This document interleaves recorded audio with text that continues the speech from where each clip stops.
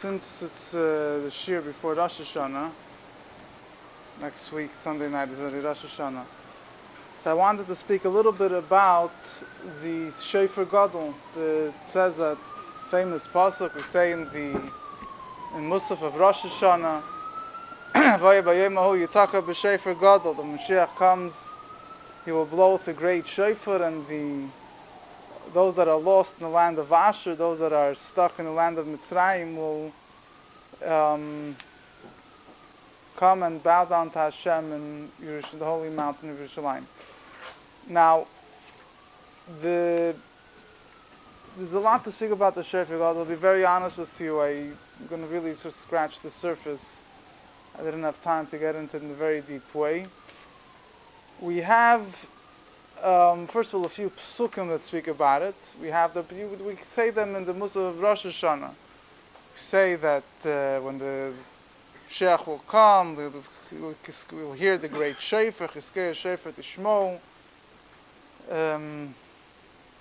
Another pasuk, Hashem Elokim Yizkor v'holach b'saris Teimon. There's various psukim speaking about the Shofar Gadol. Chassidus also speaks a lot about it. The relevance in halacha to Rosh Hashanah is that the Rab Sa'di Goyen brought 10 reasons, things to have in mind for the 10 reasons of Tkiyah Shofar. I think the last two of them is that it says 10 things is that when you blow the shofar, the idea of, I don't know what he says, but there's the idea of coronating the Eibusher as king, to remember the shofar of Matan Torah, the so on and so forth. So one of the last two things he says is to remember of the shofar the Eibusher will blow by Kibbutz Galis when we'll gather in the exiles, and to remember the shofar of Tchiyas HaMesim. Is actually also Negei LaHalacha, because we have the way we blow the shofar on Rosh Hashanah, the way it's set up, is that we blow the shofar right after Musaf, right after Kriyas HaTorah, right before Musaf. Technically, the blowing of the shofar really is supposed to be done during Musaf. That's why we blow during Chazaras Hashatz. Our minhag is we also blow during the quiet Shemoneh Esrei, because the shofar really is supposed to go together with the brachas of Musaf, of Malchis, Zechrenos, and Shofars. As the Chachamim say, that's whatever, that you crown me through shofar, whatever it is, the really supposed to go together. But the reason why it was set up but the way we set it up is that we blow shofar before Musaf as well. That the main blowing of the shofar is before Musaf, and then we blow shofar again during Tefillah. So why do we blow shofar again? Why was it set up that the main blowing of the shofar is before Musaf? As it says, in order to mix up the Satan. The Satan should already get confused when it comes to the shofar, when he hears, in other words, before you start Musaf, you want the Satan already to be, not to lose his, take the fight out of him, as they say. He should be worried about himself. So therefore, you already blow shofar before Musaf, so the time, even though in Indian, even though the truth is halachically, be'etzem, we're more yoitza with the tkiyas that you blow before Musaf, because that's when you make the bracha and everything, but ideally, that shofar really belongs during Musaf. You blow beforehand, so that to mix up the Satan, so you shouldn't bother you during Shemoneh Esrei. Now, what is the Satan getting mixed up about? What is he getting la'arviv, to confuse him, to confound him? So there's various explanations. The simple explanation, one of the straightforward explanations, you blow the shofar, the Yidden are awakened in Shuvah, that the Satan sees how Didin are Nesayred, he gets to tumult, he loses his, he was so sure that he had what to say about the Jewish people, now he sees it's, that Didin are doing tshuva, he gets nervous. But there's a Tosfos brings down that when the Satan hears the shofar, he gets worried, because he knows that when Mashiach will come will be his end. And what's going to signal the arrival of Mashiach? The sound of the shofar.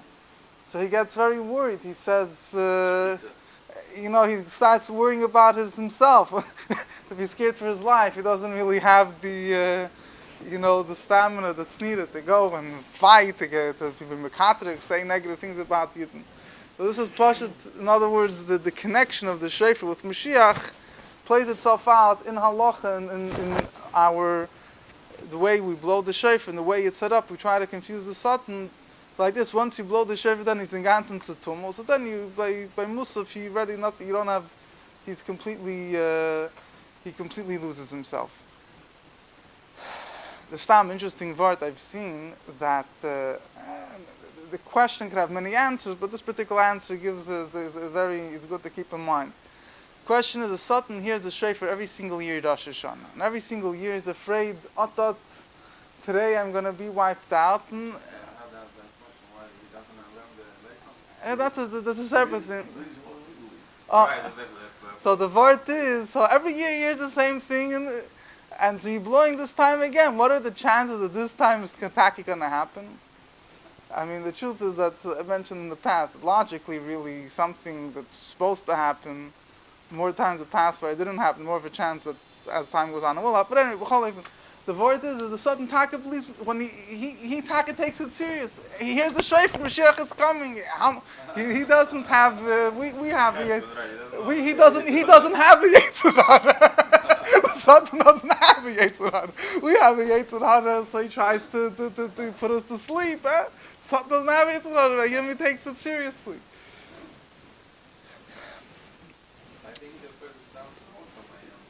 Huh? Snake doesn't kill him. Scorpion. Now, the various nekudas about the Shofar of Moshiach, but just to start with the basics, there are two. We brought down in Psukim about it. There'll be sound a great Shofar. So there's two ways of learning. One way of learning is that it's not a literal thing that there'll be a big sound of Shofar that will be blown. But a number of Mefarshim would explain that the miracles of Kibbutz Goliath, in gathering the exiles and Tchias HaMeis and resurrection of the dead will be so great that it will be as if there was a great sound blown throughout the whole world. You understand? It's figuratively speaking that it will be Ki'ilu wa Shofar Gadol is born. However, on the other hand, there are Mefarshim that learn it Kipshuta in a number of sources. It's mashma, particularly from Midrashim. It definitely seems that the shofar will possibly be sound of a shofar that will signal the coming of Mashiach. Huh? What? You can hear it in the whole world. Yeah. That's the story of the Mendel Haradaka, with the guy that went up in the Mashiach and went up in the mountain. And he blew the shofar, and the people thought Mashiach came. So he opened up his window, and he smelled. And he said, "It doesn't smell like Mashiach." So later they found out that it was a Meshuggah that went up on top of the mountain and blew a shofar. So they Chassidim asked, why did he have to open up the window to smell outside? Because in his room, he was always the ear of Mashiach. Even if it doesn't have the power to sound the whole world, Yeah, no, so Enochanami, but I'm saying, so if you could go with the simple pshat, the Mefarshim doesn't mean a literal shofar. It means it'll be famous. Al Rebbe said Mashiach would come with the Stein in the Gazette and all the newspapers. All the newspapers that the Al Rebbe says will have Mashiach, that will be spread out throughout the whole world. Now, there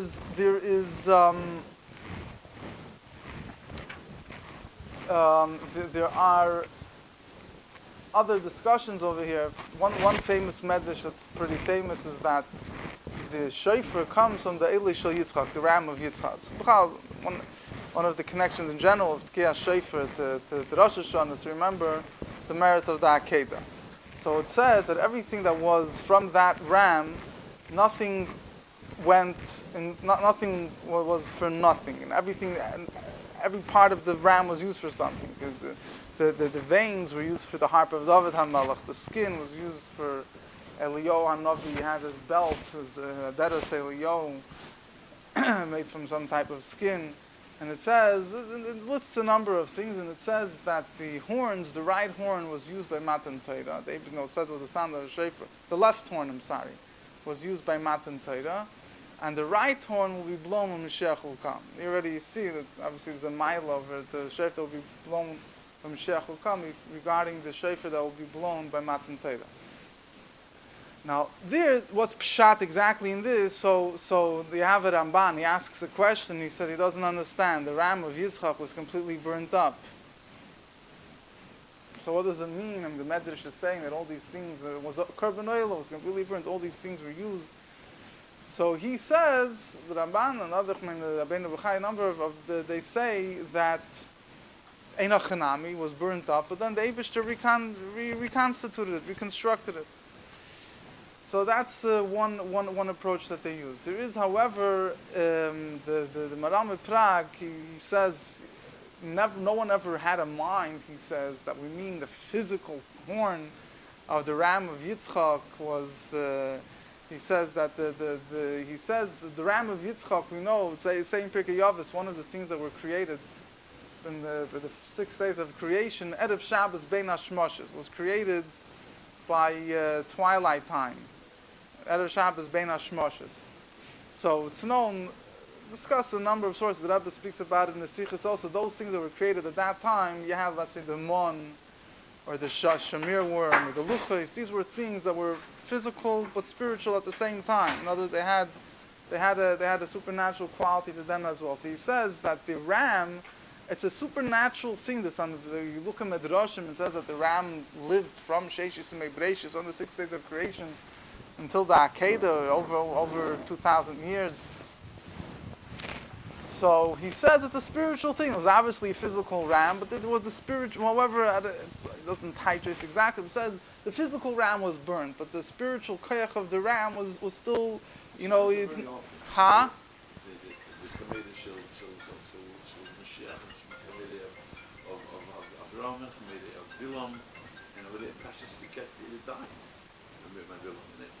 You mean the Chamoira of Moshe, the same Chamoira of Avram, the same Chamoira of Yisha. But I'm saying in all these things, you're always going to have two different... Huh? That was the same Chamoir? That was Msam the Lumas?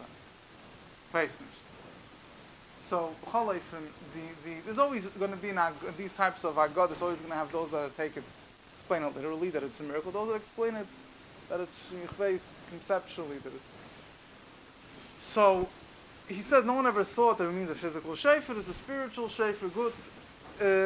But we're talking about here the Shainim, the Ramban, Rabbeinu B'chai, they write, seems to learn that it's a literal thing that's going to be reconstituted. There's also various medrashim when the shofar will be blown and who will blow the shofar. When the shofar will be blown, so you have some places it says will be blown by Kibbutz Golis and gathering of the exiles, and by Tchias HaMeisim. There's not necessarily a contradiction by Tchias HaMeisim as well. It actually says by Tchias HaMeisim is one of the medrashim. The Eibush will blow a shofar, which is it's 1,000 amos in Eibush. There's whatever. Again, it's hard to explain these things physically, but basically by the first blow of the shofar, the earth will fall apart, like open up. The second blast, the bones will gather together. And then the number 7 blasts, a whole process of the bodies getting together until so this medrash connects Tchias Shofar with Tchias HaMeisim. There's other medrashim, there's other psukim that connected with Kibbutz Goliath, with the gathering of the exiles, or the coming of Mashiach in general. Who will blow the shofar? Also, there's various sources. Some say it will be Malach Michal, or Mashiach, or I think there's one source says Mashiach, or the Eibishter himself, whatever it might be.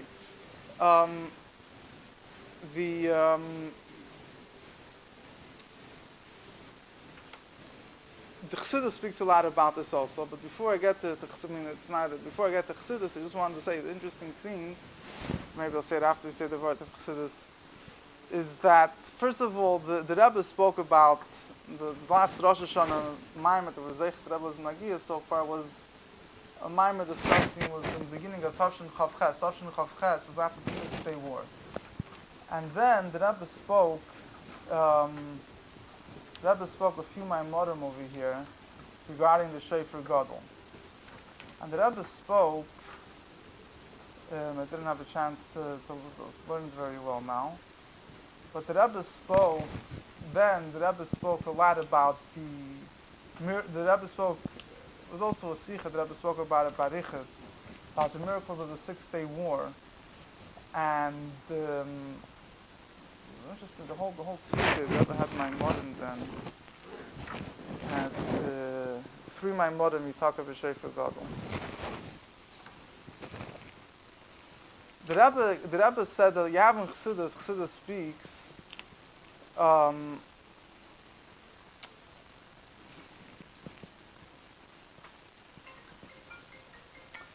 the Rebbe mentioned, Chassidus speaks, I'm just going to say very general, in the Kodesh, Chassidus speaks about the Shofar Gadol. The Rebbe already speaks in the Kodesh. It says, "Vaya b'yom hu yitaka b'shofar gadol." Be in that day, it will be blown. It doesn't say Hashem will blow a Shofar Gadol. It says he will blow b'shofar gadol. It doesn't say who will blow. So Chassidus says it comes from such a high level that you can't say mi hatekei who's blowing. It's coming basically. It's coming from the highest levels possible. So the Rebbe spoke then. There was a mimer. I think it was also a sicha. The Rebbe spoke then, which is based on the Fidik Rebbe's mimer that the Fidik Rebbe wrote in Hakriya V'Aktusha. That the Fidik Rebbe writes. He brings 2 psukim that about the blowing of the shofar that will be before Mashiach comes.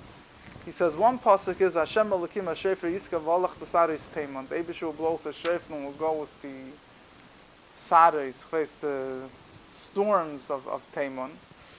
And this pasuk says a name of the Eibush, Hashem Elokim, the Eibush will blow shofar. Another pasuk says V'Yom Hu Yitaka B'Shofar Gadol. Doesn't say the Eibush will blow. It says he will blow with the shofar gadol. So he basically says, and the way that Rebbe interpreted these events, Rebbe says that as a preparation to Mashiach, there were 2 major events. One was a very traumatic, very, the terrible event that was in of Gevura. And the other thing, so the Rebbe basically said it was the Holocaust and the 6-day war, to put it simple. The Holocaust was an awakening call, but in a very, very terrible way. I mean, Bisman HaGolus, there's no no words that could even put the tragedy of the Holocaust. But then that was, Fidik Rebbe was writing the Maimon during the time of the Holocaust. That was, the Eibusher was V'Holach B'Saris Teimon. There was terrible winds and dust. But the ultimate purpose was like a wake-up call, to awaken was prepare for Mashiach. It was awaken the Yidden in some way. But the awakening came in a very, very, very terrible way. But then, what the main thing I want to focus on is on the positive. The Fidik Rebbe went on, and he said that the Fidik Rebbe went, and the Rebbe said, this is what the Rebbe said. We see this being expressed. It was expressed in the 6-day war. Fidik Rebbe didn't speak about the 6-day war. The Fidik, you could look up the map. I don't know if the Fidik Rebbe touches this. The Akriv, the whole Akriv V'Aktusha, the whole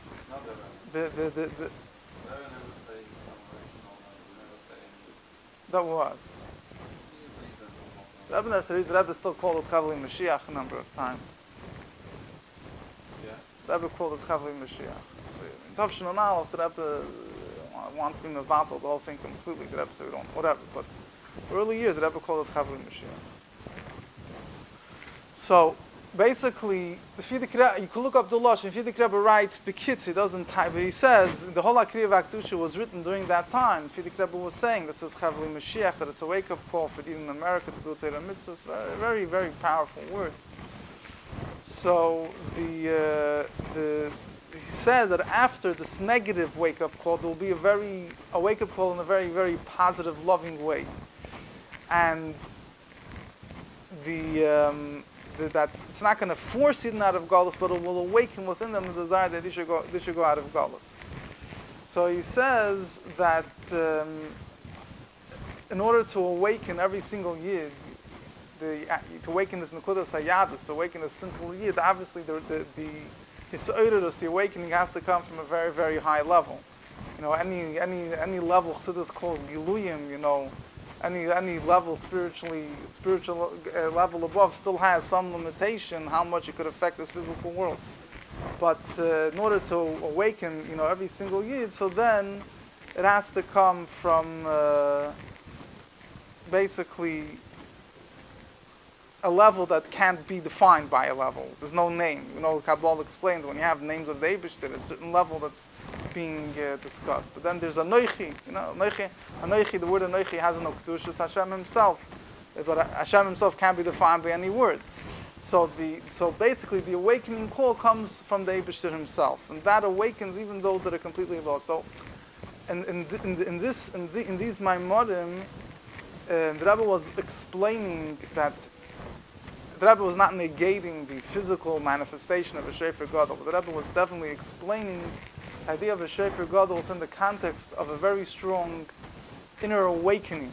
It's in other words, events that happen that awaken the Pintel Yid inside every Yid. And the Rebbe spoke by Arichas, the Sichos then, that by the 6-day war, the Rebbe said you had Jews living in America then, or around the world, who were completely Chmein in a revealed way. You didn't see that they were keeping Torah mitzvahs. But nevertheless, high before the war, and particularly after the war, you had Jews that came from America to Israel before the war because they wanted to help. They felt that the Jewish people were a threat for Haman Islam. Of whatever the threats were being made. So they wanted to go and be with them, help them, and particularly after the war, during the war, the miracles that happened awakened all Yidden in the whole world. So the Rebbe says this is at least the beginning, whatever you want to call it, the Shofar Gadol of this wake, of this call that it's awakening the pneumius of every single Yid. And the Rebbe said, the Rebbe pointed out, "V'lishtachol Hashem bar HaKodesh b'Yerushalayim." I mean, the Rebbe didn't. I don't know if the Rebbe typed this clearly, but in other words, it was connected with the Har HaBayis. That they got back to the temple. But what the Rebbe was saying was an awakening call that expressed itself in a very clear, so to say, religious way. In other words, right after the war, there was a very strong religious awakening. It wasn't an awakening face. The other things that happened throughout Jewish history that awakened the Jewish people wasn't necessarily that they felt that it's connected with to bow down in front of Hashem, Bar HaKodesh b'Yerushalayim, in Yerushalayim. So the Rebbe spoke by Riches and the Sichos. It was very interesting. And the Rebbe explained this was the Indian of the 6-day war. So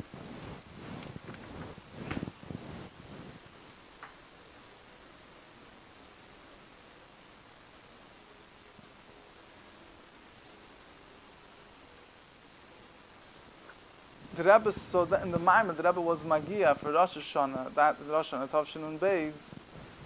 The Rebbe speaks there, but the Rebbe says a very interesting word. The Rebbe says that a shofar is, on one end, it's narrow. The famous word that Chassidus says, that the idea of shofar brings out the concept from the narrowness, on the straits, he calls out to Hashem, and the Eibusher answers him in merchav, in expansiveness and wideness. One end of the shofar is narrow, and the other end of the shofar is wider. That's when you dafka through blowing through the narrow sound, from the narrow end it brings out, the sound at the other end. So he says that basically Chassidus usually explains that through the bittul, the idea of blowing the shofar, the idea of the bittul of the Yidden, through the Yidden making themselves in a state of bittul, like they feel that they're in a meitzah, in a narrow strait, that brings out the merchav, the spiritual wideness that's drawn down through the shofar.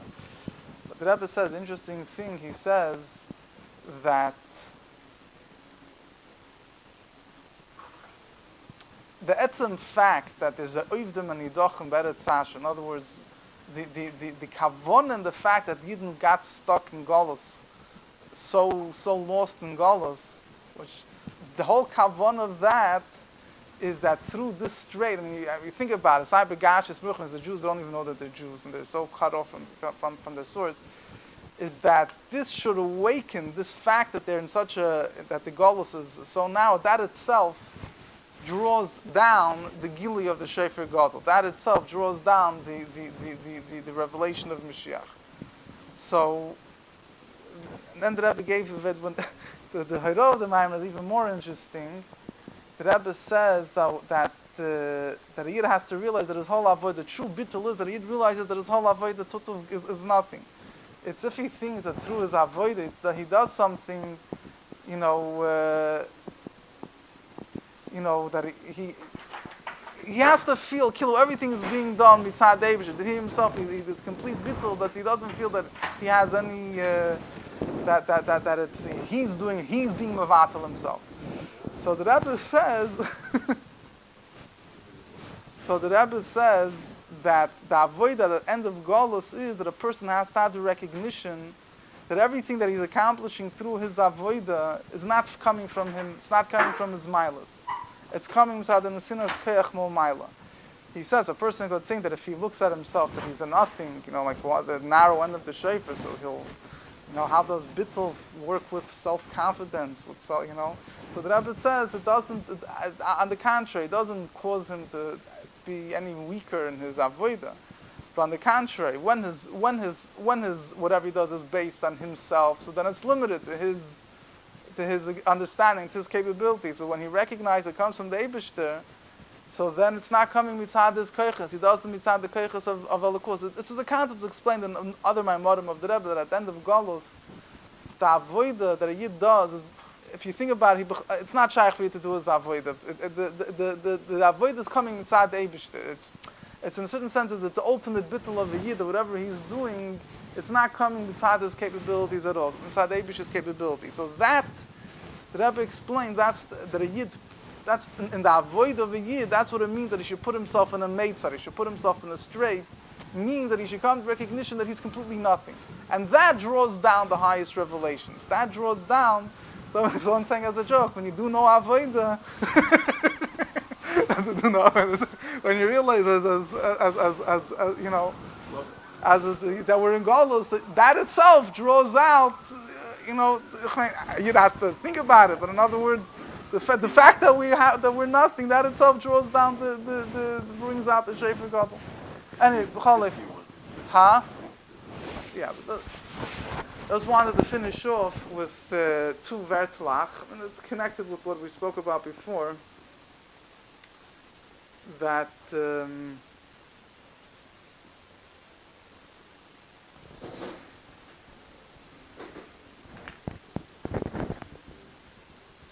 I'm not being shelled the avoid. I'm just saying that the avoid, that the Rebbe says the avoid at the end of Galus doesn't mean you shouldn't do anything. But in other words, his avoid is to recognize that it's the Pel Mamish is, it's a very interesting way of putting it. There's a two vertlach here. First of all, the truth is the same, more or less same thing as Chassidus says, but there's Rab Tzadok HaKohen and others, they speak about the Shofar Gadol. So he writes that when Mashiach will come, every single Yid, even the Shoim Gemurim, will be awakened. Now people say, someone was speaking to someone last night, how during the Holocaust, you had people that were anti-religious betachlis. But when the Nazis tried to force them to do something, they had Mesiras Nefesh. In other words, there's a certain. So in other words, there's the Shofar Gadol of Mashiach means the awakening of the Nekudas Hayadus, even by the people that it seems that are the most distant. Another word that I want to finish off with, the Rebbe said, these sikhs that we're already hearing the Shofar of Moshiach, at least, beginning of it. There was a word that the Yid HaKadosh Amshishcha said that he hears the Shofar Gadol of Mashiach. Davnei Nezer asked the guy, Polish, one of he was the Kotzk and get and everything, they all trace their teachings back to Pshishcha, the time. So Davnei Nezer of Sochachov, one of the famous Polish Rebbes, he asked the question, he said, what's Pshat, you hear the Shofar of Mashiach. We don't hear the Shofar of Mashiach. So he said an interesting thing. He said that the Zohar, if you look through the Zohar, there are three different places the Zohar gives times for Mashiach. One is in the year Tach V'Tat, 1648, when Rahman al-Islam, they had Polnitzky's massacres. The other case was Tov Reish, year 600 in the Hebrew calendar. The other year was Tov Reish Samach Vav. That's the Rebbe Rashab. It's not one of the reasons he said the Hemshech was connected with this case.